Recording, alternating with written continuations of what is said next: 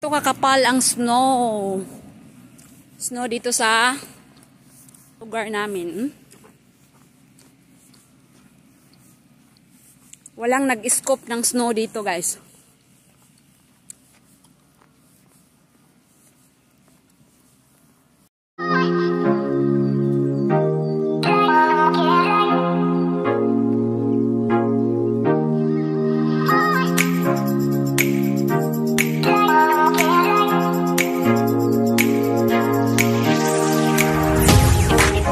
Hey guys, what's up?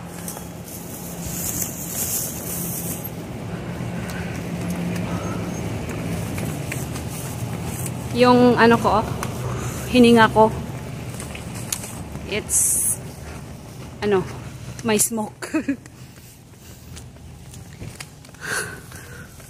Ano, out na ko guys for lunch lang.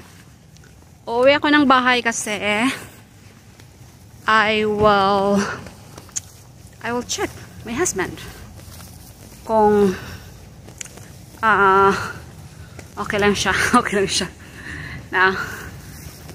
At saka bumili na ako ng mga dog food. Meron na silang dog food. Available na yung dog food na ginagamit namin para sa aso namin.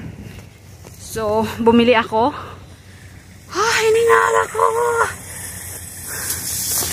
Hiningal ako guys. Dito ako nakapark. Look at my parking. Naka-line up pa din siya guys. Akala ko kanina hindi muryo-muryo lang yung pag park ko kanina. See? Nakalinya pa din sa sa parking lines. What's up everyone? Welcome to my vlog. So, kagabi nag-snow. Tapos, grabe yung snow kagabi. Kaya pala, we are so busy yesterday kasi yung mga tao nag-prepare sila ng food para sa storm. Kagaya nito. So, yun. And, I'm going home for my lunch kasi I will check my husband. And then, magluto din ako ng pagkain niya. So, I have 1 hour lunch. So, bumili ako ng dog food. Ito ang pagkain ng aso namin. Yeah, fresh pet. Kaya nagustuhan to ng asawa ko kasi it's fresh. And look at the ingredients. They're all natural, which is healthy for your dog. Langga kayo mga aso diri guys. Mga pagkaon. And this one cost $5. Almost $6. Yung pagkain ng aso, pareha kamahal ng pagkain sa tao guys. So, yun, uwi ako and see you later guys. And I will drive on the snow.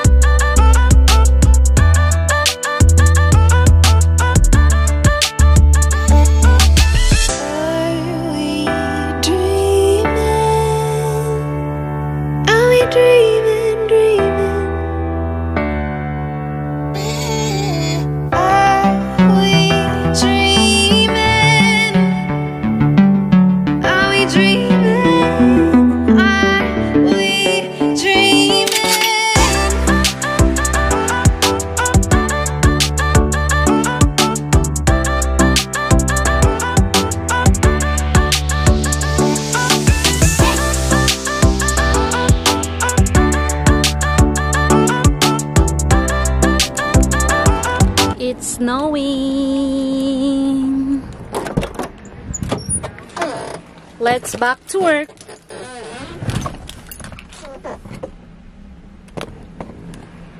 Back to work tayo, guys. Tapos, makapal ang snow. Grabe.